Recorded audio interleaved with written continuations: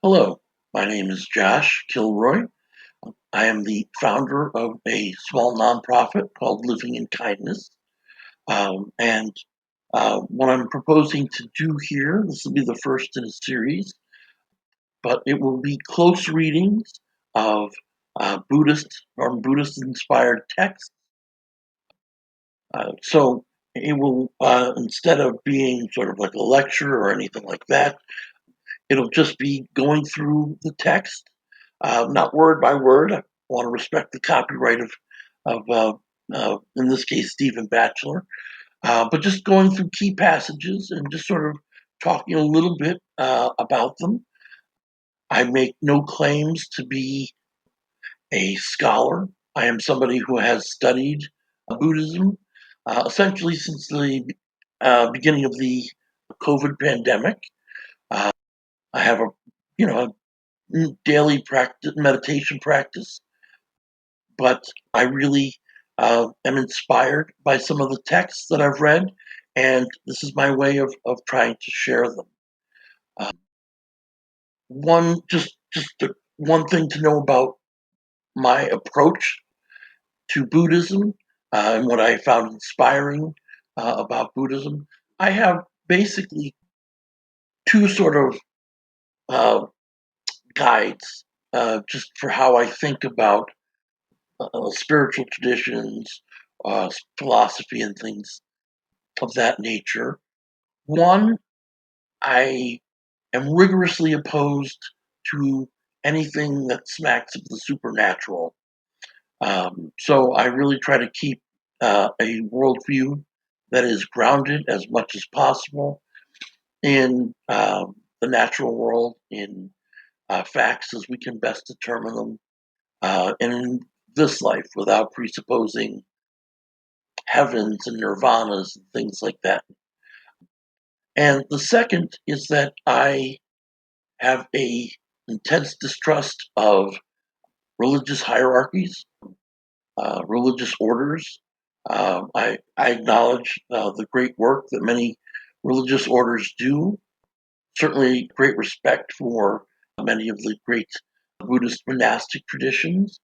But one of the historical issues in Buddhism is that the monks kept the vital truths of Buddhism locked up in their monastery and really used the lay population for funding for all. And that's not a model I find particularly inspiring. So I was looking for a way of understanding human existence, philosophy, psychology, was intrigued by many of much of what I read about Buddhism. And then I came across the work of Stephen Batchelor, and most especially this book here. I don't think it really comes across on the screen, but it's Buddhism Without Beliefs. And it's his attempt to think through something like a Buddhism without supernatural ideas or rigid hierarchy. Stephen Batchelor was uh, a Buddhist monk, unusual in the sense that he was a monk in two different traditions. He was born in 1953. At the age of 18, so 1971ish, he went to India, like many people of his generation, with inquiring minds. He was attracted to Eastern philosophies and religions. He began a to study Tibetan Buddhism. He became an ordained monk in one of the traditions there, and then and he did that for about 10 years, and then in the 80s, he went and became a Zen. He switched over to the Zen Buddhist tradition here. So um, he's moved around much in his career. I'm not going to sit here and trace his whole trajectory, but he was a brilliant translator. He had a real facility with language, did some important translating early in his career. and really used that as a way to get into the fine grain of Buddhist thought. And he became a layperson eventually in the late 1980s and got married and has continued to serve. He seems to have gradually moved further and further away from the formal structures and strictures of Buddhism while retaining a robust spiritual practice. Again, much of what I admire about him.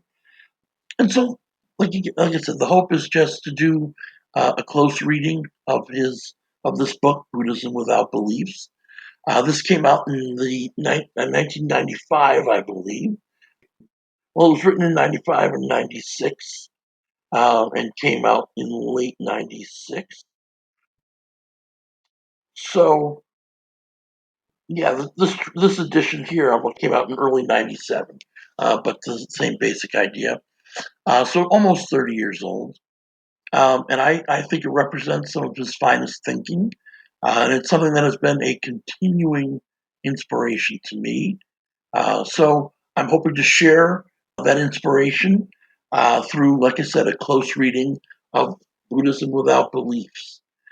So with that, this is perhaps best done if you have a copy of your own to read along. I do encourage you, don't have one, to get one. Excuse me. But with that, I will turn to the preface, and there's not much I want to focus on here except it's a brief preface. There is one note that's important, and again, like I said, he was a translator, so he's great attention to the language, and his goal is to write a book in Buddhism in ordinary English, using jargony words and uh, foreign words. So it's for the English reader. And essentially, he has found reasonable, workable equivalents for every important word in Buddhism except for Dharma, which he claims he's found no English equivalent. So regarding Dharma, he says, broadly speaking, Dharma refers to the teachings of the Buddha as well as those aspects of reality and experience with which his teachings are concerned. Dharma practice refers to the way of life undertaken by someone who is inspired by such teaching. There's actually an important point there about Dharma practice that we will return to later in the text. Okay, so the first chapter is called Ground. It begins with a quote from Buddha. I won't read the whole quote, but the essential point is do not be satisfied with hearsay or with tradition or with legendary lore or with what has come down in scriptures or with conjecture or with logical inference or with weighing evidence or with liking a view after pondering it over with somebody else's ability or the thought the monk is our teacher. When you know in yourselves these things are wholesome, blameless, commended by the wise, and being adopted and put into the effect, they lead to welfare and happiness. Then you should practice and abide by them. That's an opening quote up from the Buddha in the Kalama Sutra. So, correction, the first section is called Ground. The first chapter is called Awakening. And so his first move is to say, let's go back to the beginning, to the awakening of Siddhartha Gautama, um, the Buddha himself. He was the one who set the wheel of Dharma spinning in the first place. So, one thing to note is that many Reformed traditions in religion, but also in politics and other realms of where tradition uh, builds up over time, one of the common moves is to go back to the beginning, to say, the original meaning has gotten garbled by uh, by formal institutions or teachings from teachers about other teachers. So, with Buddhism, there's an elaborate, many libraries filled with commentaries on commentaries that refer back ultimately to the work of the Buddha. So the impulse, much like with Martin Luther, is to go back and strip away, to say things have gotten muddled. We're too caught up in our cleverness, in our rituals, our institutions, and really the way forward is to go back to the original teachings, in this case of the Buddha. So, Bachelor in this case is joining a time honored tradition. And so he goes back right to the very beginning, the Buddha's first discourse. And so, which of course is at the center of Buddhist legend. Without getting into the whole biography of Siddhartha before he became the Buddha, he was a prince who grew up in great privilege, who gradually, despite the best efforts of his father, came to see suffering in the world, dying, old age, sickness, and in order to uh, get to an understanding of that, Siddhartha fled his palace and he roamed around uh, India, the northern part of India, Tibet, and you know, and met with various teachers, engaged in the traditional spiritual practices, especially ascetic practices. So starvation, um, uh, deliberate painful experiences, and thirst. And he reached such a point of deprivation, sort of at the climactic moment, that he was on the verge of death. He was saved by, an offering from a child of some drink and some food. He gradually recovered. He sat famously under the Bodhi tree for many days. And he said, "I'm not going to stand up until I've achieved enlightenment." After many days of temptation uh, by the demon Mara, uh, he experienced enlightenment. And so he went, you know, he debated whether to share this enlightenment. He thought it was too disruptive, you know, too for many people to bear. So his original thought was to keep it to himself, and but ultimately he decided he needed to share it. He went to five uh, uh, fellow ascetics who were trying to, achieve enlightenment through deprivation, whom he had been close with, and they initially wanted to reject him, but they were so compelled by the power of the Buddha's presence that they listened to his teachings, according to the legend, and became the first converts, and indeed became some of the first teachers. So this is the story to which Bachelor is referring. So the Buddha gives uh, this discourse to these five ascetic companions in a place known as Deer Park, which is a holy site for Buddhists. This short discourse can be summed up as follows: the Buddha declares how he's found the central path through avoiding indulgence and mortification. He then begins describing four ennobling truths: those of anguish, its origins, its cessation, and the path leading to its cessation. Anguish, he says, to be understood, its origins to be let go of, its cessation to be realized, and the path to be cultivated. So, only through knowing these truths and knowing how to act upon them can one claim to have found authentic awakening?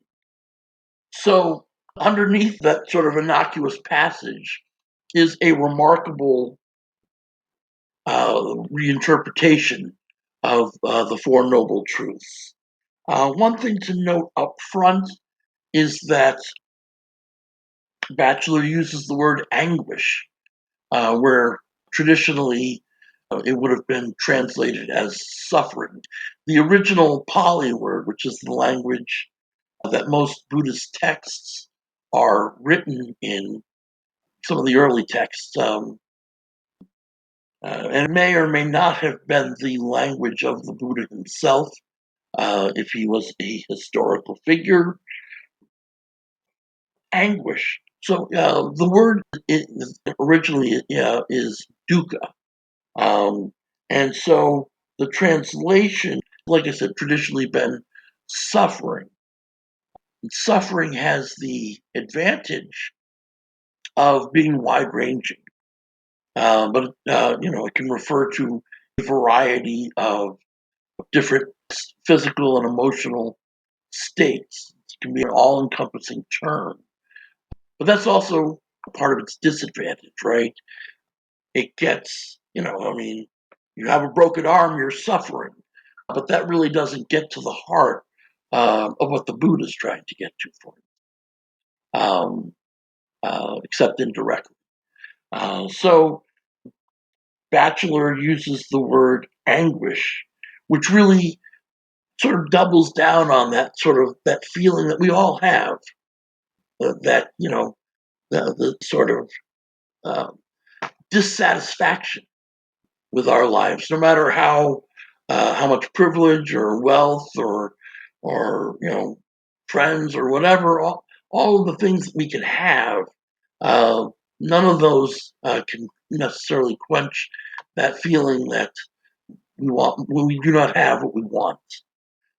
And so anguish is, I find it's a bold move, and it doubles down on sort of the emotional phenomena of dukkha. So, but that is a move that separates Batchelor from right from the start with many of the other commentators on Buddhism. So, and then we'll go into more detail, but he has a almost revolutionary reinterpretation of the Four Noble Truths. So, and he develops that in the immediate next few pages. So we will. I won't say more of that now. So, complaint, and again, it goes back to sort of putting aside all of the infrastructure that's been built around the Buddha and his teaching. Awakening has become a mystical experience, a moment of transcendent revelation of the truth. Religious interpretations invariably reduce complexity to uniformity, while elevating matter of factness to holiness. So, what he's trying to do here, Batchelor, is to say, uh, you know, these were not, you know, uh, what the Buddha's truths had a matter of factness about. He was talking about the human experience that, in a way that any human could reasonably understand.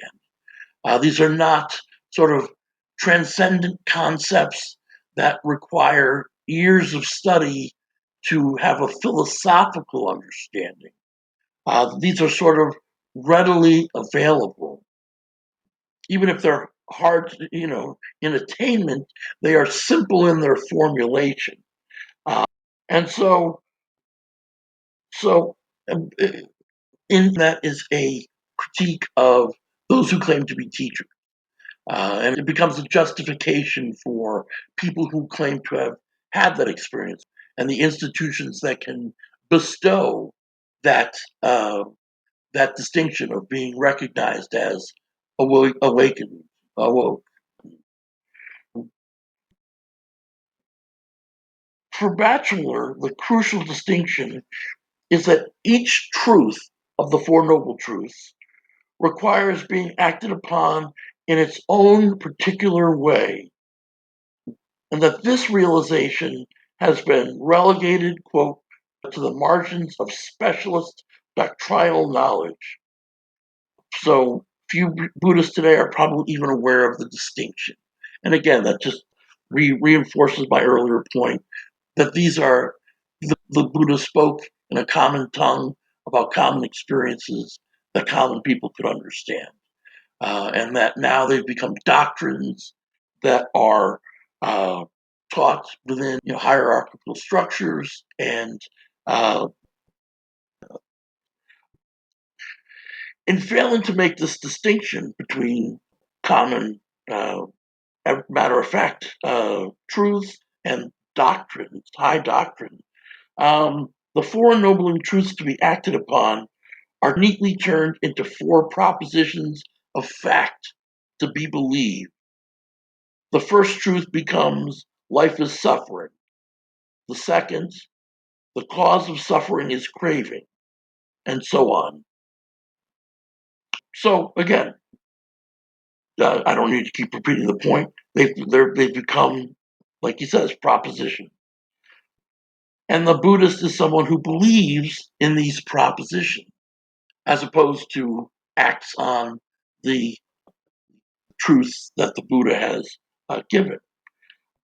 And so, just from the point of view of like scholars, like when I first heard of Buddhism, it was in a religious class, a class on world religions taught by Catholic monks. And so, you could, literally on the chalkboard say, this is the core belief of Christianity, the divinity of Christ, and the Holy Trinity, and transubstantiation because it was Catholic. And then you could, and the Muslims believe in Allah and jihad, and in the religious sense, not the political sense that people use it. And the Buddhists, they believe in the Four Noble Truths and karma and things like that. So you can put them on a chalkboard and they become things as a point of comparison. And for Bachelor, this to take something vital and turn it into something static, and that is to misunderstand the fundamental point. And so he goes on, the Buddha was not a mystic. His awakening was not a shattering insight into a transcendent truth that revealed to him the mysteries of God.